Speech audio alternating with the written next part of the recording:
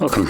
In front of me is a Samsung Galaxy Tab S7, and today I wanted to show you a couple apps that I find really fun for this device.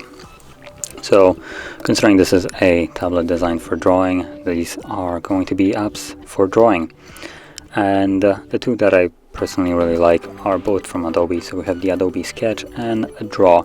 Now both of them function a little bit differently, and they're fairly simple in their design. They're primarily designed for, I would say, beginners, kind of like me. And both of them, like I said, have their benefits. So we'll start with the Sketch. Now this might not look the best, but honestly I personally adore the Sketch a little bit more, considering it has some of the most realistic, I would say, pencil feel to it, and in a drawing kind of fashion. So if let me just kind of quit it, and let's make a new one so I can show you. So as you can see, this is just a plain canvas, right? And if we zoom in, you can see that this looks fairly accurate to what a pencil does, and it also behaves like one. So if you start drawing on top of it, if you start pressing harder, it will accurately kind of represent that. So you can make fairly subtle lines, easy ones, right? Then you can also tap on it, and you have a couple different options. So you have the flow, which is just the opacity of it. So if I just max it out, you can see that it's going to be a little bit harder than the size of the tool itself. So this is something that you would have to use for shading. Now unfortunately there is nothing that I could see for kind of like smudging pencils, for instance, which I'm kind of used to from paper. At least that's kind of how I used to draw.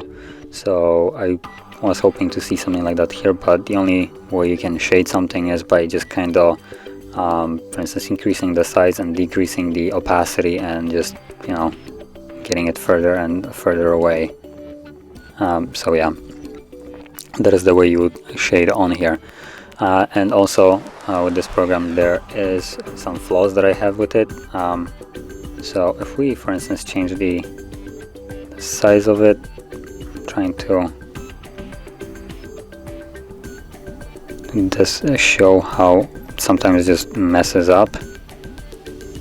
For some reason can't get it to do it right now, but basically what it does is at times where you're trying to get something really, you know, nice shaded and something, and you just don't press it hard enough, or maybe not hard enough. I'm not exactly sure what it is based on, but it will basically create these kind of spots, like for instance this thing right here. Although this was created by me normally, it will sometimes happen where you just kind of get this spot, even though you're trying to, for instance, draw a line. It will just kind of like plop a gigantic circle, and you have to kind of go back and retry this. And I believe this is a problem with the Adobe itself, because I haven't seen this kind of problem when I was just playing around with the built-in drawing, or just like the canvas that Samsung brings in. So I think this is more to do with the Adobe, or maybe the pen itself somehow just kind of losing connection or something. I'm not exactly sure, like I said, but it is kind of annoying at times where you just, you know, you're in the zone, you're doing it, you're drawing something, and it just plops a gigantic circle like so. So moving out of the pencil, we have also different things like just the Sharpie in a way.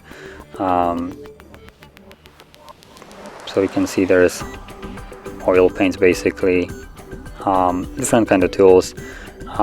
Personally, I'd like to use a pencil, so that's kind of what I like this app, just as a sketching app itself, without additional tools.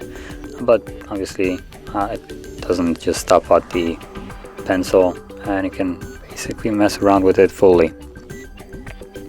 Now the downside of this app is the fact that this is just a pixel-based image. So if we zoom in really closely, right now I can't really show you this, I think it won't really zoom in closer, but you can see it starts to blur out. It doesn't look as detailed as you would expect, at least not as detailed as it is when you zoom out. So this is just kind of based on a image size that is, well, something that you choose when you start off, right? So you have right here 1920 by 1080, so you can choose whatever you want, but as you can see, all of them have their specific resolutions, and they will be limited by the pixel base. So if you, for instance, save it and export it somewhere, you will see pixels if you zoom in close enough. So that is a downside of this.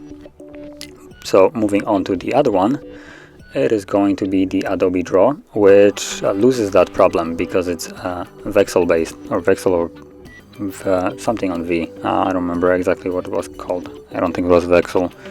But basically what it allows you to do is draw anything that you want, and if you zoom in, you can see that while you zoom in it starts getting pixelated, but the moment you let go it loses that and becomes super smooth. So this is kind of like infinitely more detailed, and primarily your stroke will be the biggest flaw of like the lines itself. So as you can see, this is kind of mine, and when you zoom in really close you can clearly see where I was kind of like just struggling, but then this is fairly zoomed in. So if we kind of zoom out, this, as you can see, it is still as detailed zoomed in while zoomed out, and it looks really nice.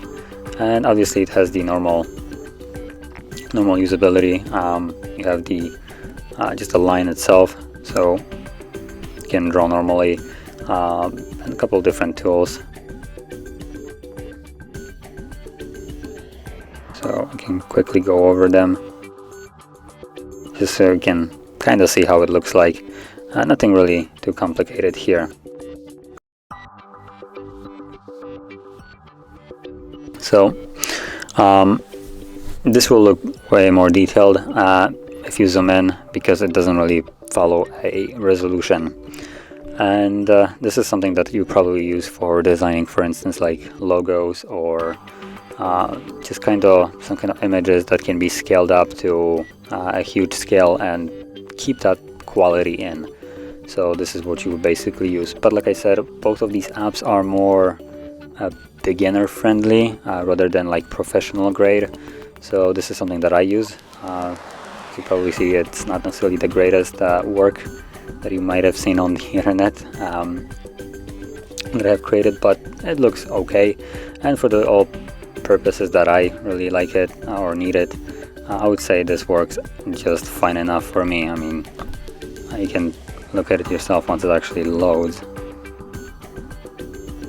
So it doesn't look that bad. Now this is based on the actual wallpaper that you can see in the background right here.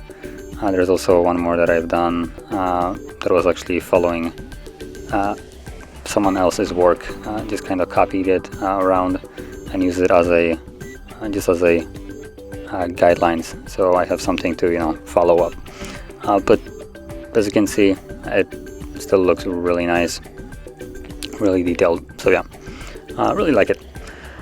And that is basically why I would recommend these two apps, and the fact that they're completely free as just a cherry on top.